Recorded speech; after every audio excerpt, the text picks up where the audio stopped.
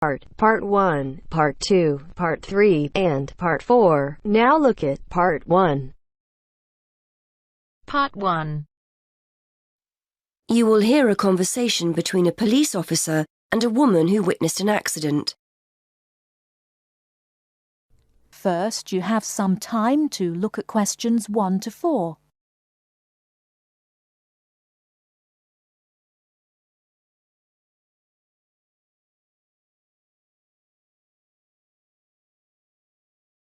Now we shall begin. You should answer the questions as you listen, because you will not hear the recording a second time. Listen carefully and answer questions 1 to 4. Hello, madam. I understand you witnessed the accident. Have you got a few minutes to tell me what you saw? Yes, no problem. I don't have to be back at work for a while, so I'm pleased to help. Did you actually see what happened? Yes, I was standing over there, near the bus stop. I was on my way to get something for lunch and just happened to be looking at a shop across the road. That's when I saw the red car come out from the junction over there. You don't happen to know what time it occurred, do you? Well, I left work for my lunch break at 1, and it's only about 10 minutes walk away, the office, I mean. So it might have been about 1:10. Although I did pop into the shop for something, so it was probably closer to 1:15. So it pulled out of Monk's Road, that's the road over there, straight onto High Street. That's right, yes. Did you get a view of who was in the car? There were 3 of them. 2 in the front, the driver of course, someone in the passenger seat, and there was someone in the back. They were quite young.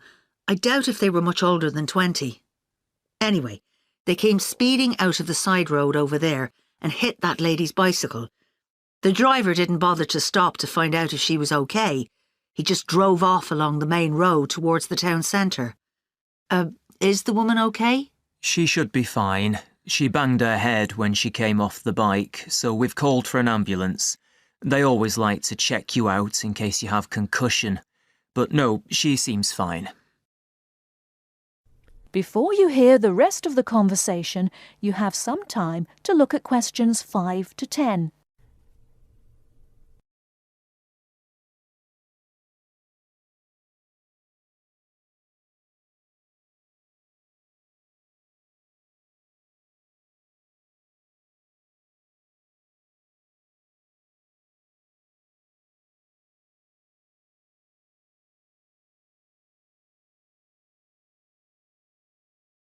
Now listen and answer questions 5 to 10.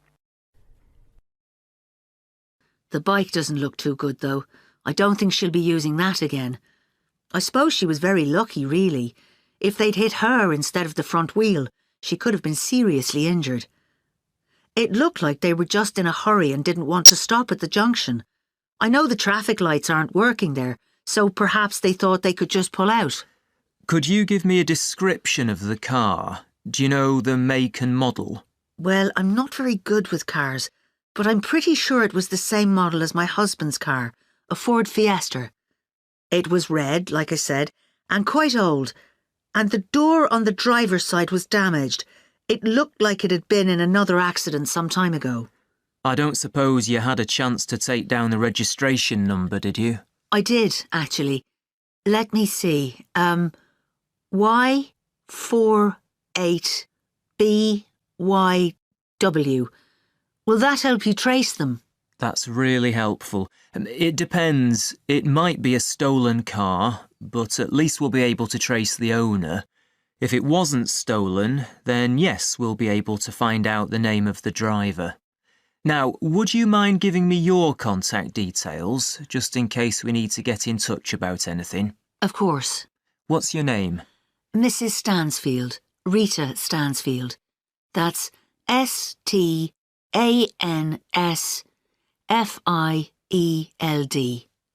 And your address, Mrs. Stansfield?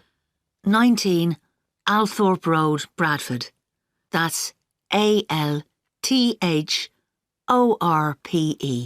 Have you got a telephone number we can get you on? Yes, it's 0232 566 788. And do you have a mobile number? Yes. 07834 889 772. That's great, Mrs. Stansfield. As I said, we may get in touch if we need any further information, but probably what you've told me is enough. Thanks for your time. No problem. I'm glad to have been of help.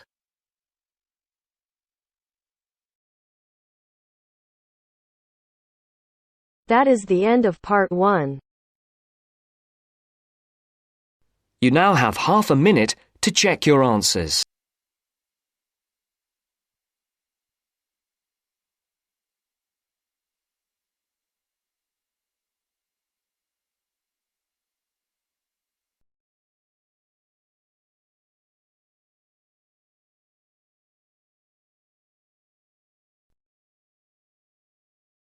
Now turns to part 2.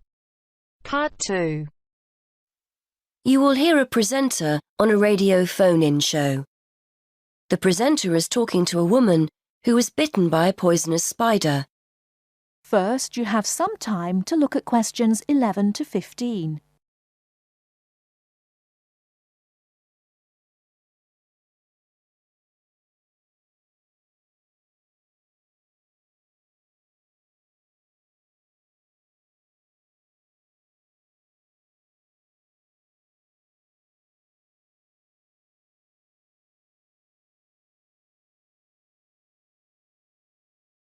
Now, listen carefully and answer questions 11 to 15. Today, we're continuing our Traveller's Tales. On the line we have Amanda Toddington, who had quite a nasty experience in Australia last year. Isn't that right, Amanda? Yes. My husband and I were on holiday and we were staying at a friend's house on the coast near Brisbane. It was towards the end of the holiday and I was about to go into the garden and enjoy my breakfast. I walked out into the kitchen, slid my left foot into my shoe and felt a tiny sting. It was pretty painless, but I shook the shoe off my foot and saw this tiny spider running out as the shoe hit the wall. Anyway, not being an expert, I presumed the worst, that I'd been bitten by something that was going to kill me, and I completely lost control. I don't think I've ever screamed so much in all my life. We'd been told beforehand to always check our shoes before putting them on, as it's a common way to get bitten. So I suppose it was my own fault, really. So what was it that had bitten you? Tony, that's our Australian friend, he immediately asked me if I knew what had bitten me, and I pointed to the corner of the room where I'd last seen the spider. He picked up a jar and found the creature in the corner where the shoe had hit the floor. "It's a redback," he said, and he gently placed the jar over the spider. The funny thing was, we'd been talking about some of the creatures we needed to be careful of a few days previously, and as he said the name redback, the conversation came flooding back to me. In particular, the fact that the bite can be extremely painful. I've found out since that the redback is from the same family as the black widow spider, and it's the female that does the damage, which it turned out was what I'd been bitten by. You must have been absolutely petrified. You can say that again. I remember feeling quite confused. I wasn't in a great deal of pain to begin with, and yet I could see from our friends' faces that they were concerned. Tony explained that the venom or poison of the bite spreads quite slowly, so the pain doesn't feel too bad at first. Gwen, Tony's wife, brought an ice pack, and Tony held it against the bite to make it less painful. Apparently, you're not supposed to put a bandage on the area, as this can make it hurt even more. Tony tried to put my mind at rest by explaining that this was quite a common bite, that the hospital would have an antivenom, and that everything would be okay. But I was beginning to panic. We were flying back to the UK the next day, and I really didn't know what to do. Before you hear the rest of the talk, you have some time to look at questions 16 to 20.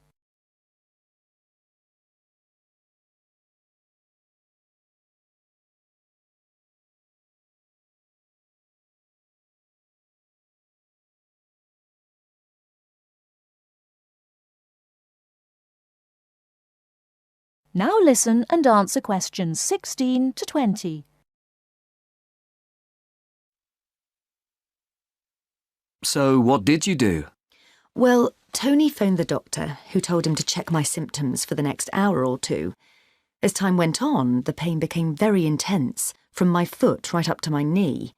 My husband was on the internet and was reading out the possible symptoms. I wasn't feeling sick, and I hadn't yet developed a fever, but I had a terrible headache, and my foot was beginning to swell up. At this point, Tony decided to take me to the local hospital to be on the safe side. I really didn't want to go, as I had visions of being kept in for days and all our plans being spoilt. But Tony and my husband insisted. When we got to the hospital, I was relieved to see how casual everyone was when Tony explained I'd been bitten by a red-back spider. They told me to take a seat and got on with their work. And did you receive any treatment? By the time I got to see a doctor, the pain was very intense indeed, and I was getting quite upset. The doctor decided to give me a dose of an antivenom, which he assured me would eventually deal with the problem. Unfortunately, he also explained that it wouldn't have an immediate effect and the symptoms might last for several days. But the story has a happy ending. My husband managed to book us onto another plane 1 week later. And even better news was that the symptoms of the bite finally cleared up after about 24 hours. Within a couple of days, I was back to normal again. So thanks to the spider, we managed to extend our holiday by a week.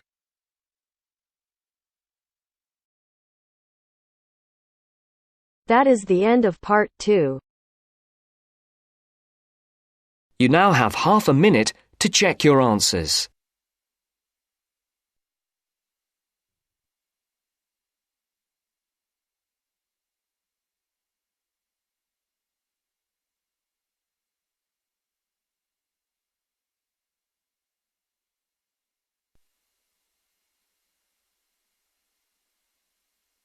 Now turns to part 3. Part 3. You will hear a conversation between a university tutor and a student about a jobs fair. First, you have some time to look at questions 21 to 23.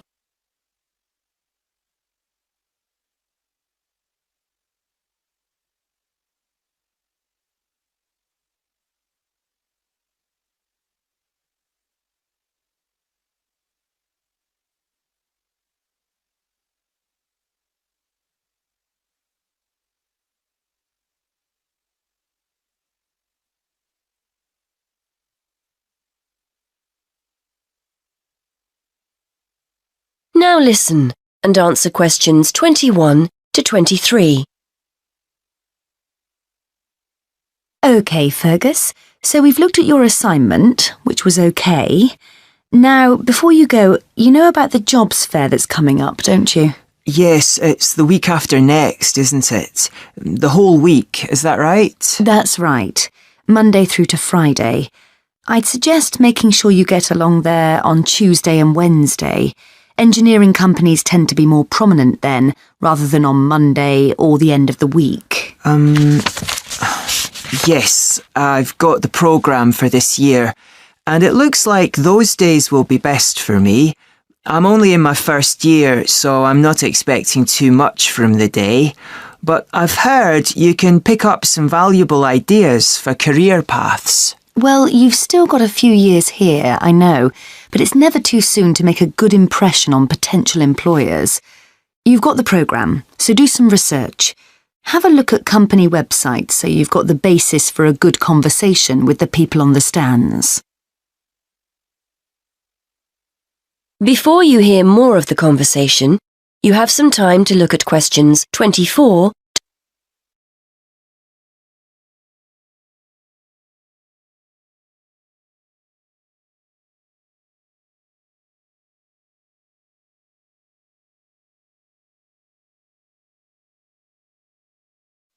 Yes, I was looking at one the other day. The boss was being interviewed about their staff development programme, and there are 1 or 2 other firms I'm also interested in. That's good. You've made a start already. Remember to think about what you're going to ask people before you turn up. Not how much you're likely to earn, of course. You only discuss salaries at job interviews. No, questions about the skills you need for the job, the kind of personal qualities employers are looking for, that kind of thing. Yes, I see what you mean. It's best to go prepared and make the most of the opportunities. And I'm sure you don't need telling that it's a good idea to dress correctly for the event. You need to give off a professional air. Well, I won't be buying anything special for the occasion, that's for sure. I've got a suit and tie at my parents', but I don't have time to collect it. I'll make an effort, though. A nice pair of trousers and a jacket. Nothing too formal. I'm sure you'll look the part. By the way, you'll often find companies have more than one representative.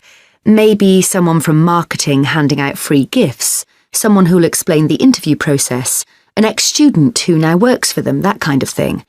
Try and direct your questions towards the best person. Yes, that's a good idea. I'd certainly be keen to talk to any ex-students that are around. I'm sure you'll find the whole thing really useful. It's important to go to these events, and we always get great feedback from students who've attended. As long as you go with the right expectations.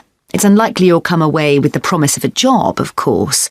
It's more about discovering what companies are looking for in potential employees. Yes, plus they're a great opportunity to practice things like networking, meeting new people, talking about yourself and what you do. Do you know what I mean? Definitely, yes.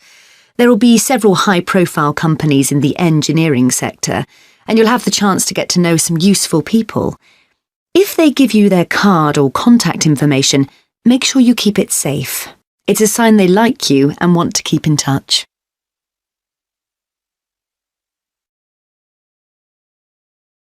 That is the end of part 3. You now have half a minute to check your answers.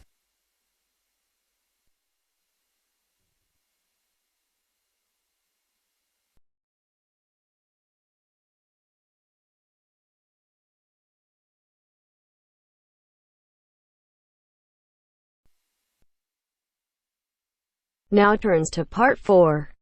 Part 4. You are going to hear a lecturer giving a talk on a type of fundraising for business called crowdfunding. First, you have some time to look at questions 31 to 40.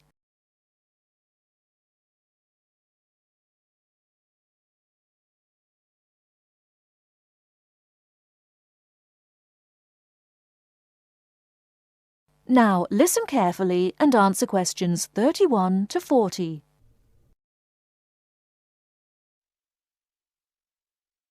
Good morning, everyone. Today, we're continuing our look at funding opportunities for small startup businesses. The emergence of social media has given companies the ability to connect with fans and potential customers directly. On the back of the growth in social media, a model of raising finance has emerged known as crowdfunding. This revolutionary way of raising finance began with micro-lending in the 90s. More recently, an equity-based model has emerged that allows people to invest directly in a new company. We're going to examine this in more detail later, but let's turn first to a third model, which I'll term a fan-based model. With this model of crowdfunding, individuals are encouraged to give an amount of money to support the launch of a project or initiative without the promise of any financial return. Instead, there's a reward for donating. This contrasts with the micro-lending model, which would require a return on investment, and the equity-based scheme, which may offer shares. Crowdfunding portals or websites allow the business concerned to present the initiative along with the financial target required. There's a fixed time limit for fundraising, and if the target amount is reached, all donations are paid to the company or individual. Whether it's an author planning to write a new book, an independent film company looking to make a new film, or a technology company with an idea for an app, the person or company needing funding would turn to its fan base for support. This is managed through one of the many crowdfunding online portals that have emerged. Of course, a fan or supporter of a particular initiative is likely to give money anyway. But donation-based crowdfunding will often make donating even more attractive by offering a rewards-based incentive scheme. Let's take a film company, for example, that needs funding for a new film. For a small, set donation, the donor might be offered a free ticket to the premiere or a DVD of the film.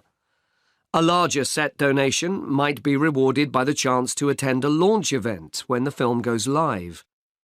Those people who make bigger donations could even be offered the chance to meet the cast of the film, whilst the highest level donation could see the person's name mentioned in the film credits.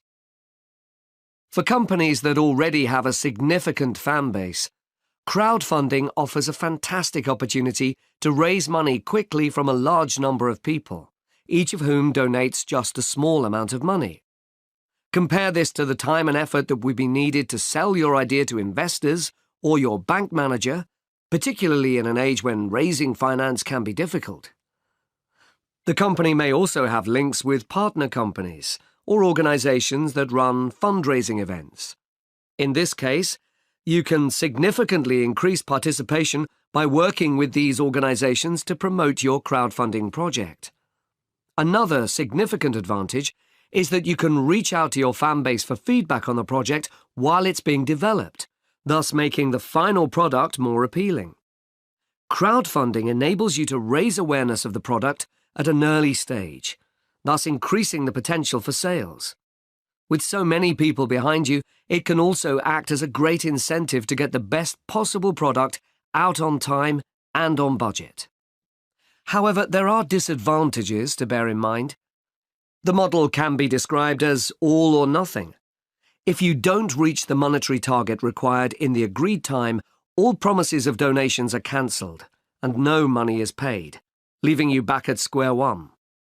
Should this happen, or still worse, you receive the funding but are unable to come up with the product, not only will your fans end up disappointed, but the portal will record the fact that you failed to reach your target, or that the initiative failed. Fulfilling all the pledges that you've made to people can also be very time-consuming.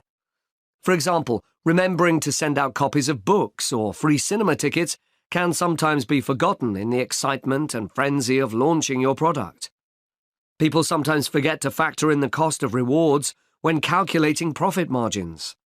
But these can be significant. And finally, if you have a small fan base, for example, you're a new company or have a small social media footprint, raising awareness of your initiative will be challenging. These drawbacks aside, donation-based crowdfunding is a wonderful opportunity for individuals or small startups to raise funds for that exciting new project whilst reaching out and connecting to the people who are most likely to support and promote your work for you.